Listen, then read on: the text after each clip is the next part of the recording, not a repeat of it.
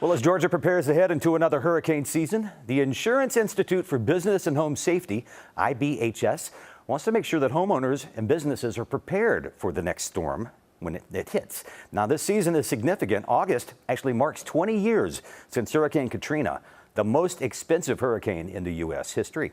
I spoke with Sarah Dillingham about ways to ensure your home is secure for the next oncoming storm. Hey, Sarah, good to see you again. Thanks for joining us this morning. We appreciate it. Good to be here, Cliff. Thanks for having me again. Absolutely. What an important topic, especially following Hurricane Helene here. Georgia obviously being impacted by inland hurricanes recently. What are the biggest misconceptions that you're seeing among homeowners and business owners, too, about storm risk here in our area?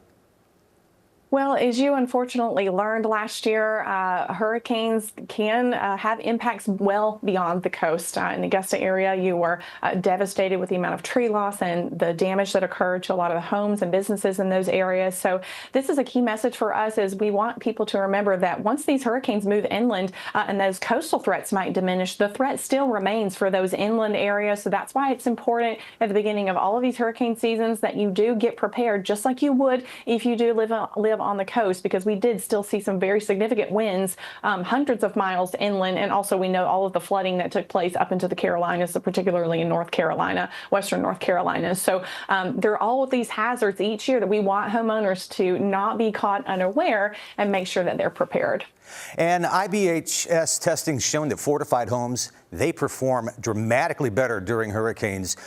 Can you explain what makes a fortified roof different and why it matters, especially for inland areas like the Augusta area? Absolutely. Well, a fortified roof, that is associated with our Beyond Code construction standard that was launched here after more than a decade of research. We have those fortified roofs that are going to give you enhanced protection against wind, also enhanced protection against water. What a fortified roof requires is something called a sealed roof deck. If you've ever seen a roof that's uncovered, doesn't have that roof cover put on yet, you might notice those gaps that exist between those deck boards that create your roof deck. Well, those gaps are left there naturally as wood expands and contracts due to the seasons.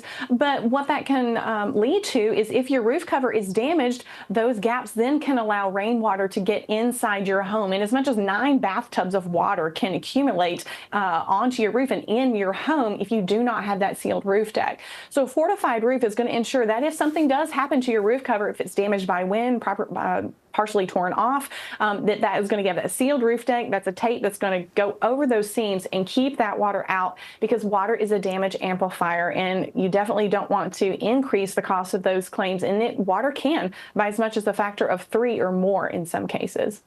Of course, here in the CSRA, we've experienced firsthand the tropical storm force winds, and to the tune of $1.5 billion in damage, too.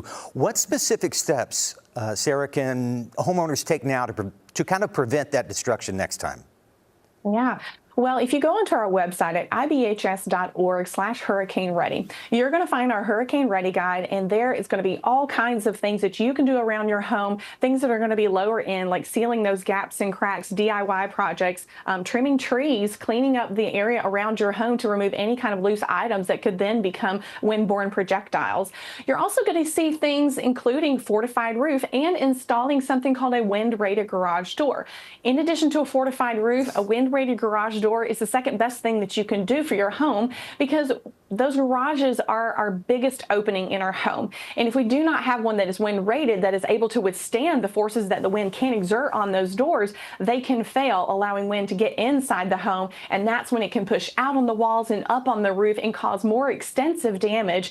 In past damage surveys in both hurricanes and tornadoes, we've noted that garage door lock failures can lead to significant structural roof damage. So these are the kind of things you want to keep the wind out of the home, and you want to keep the water out of the home, and that starts with the roof and that wind-rated garage door.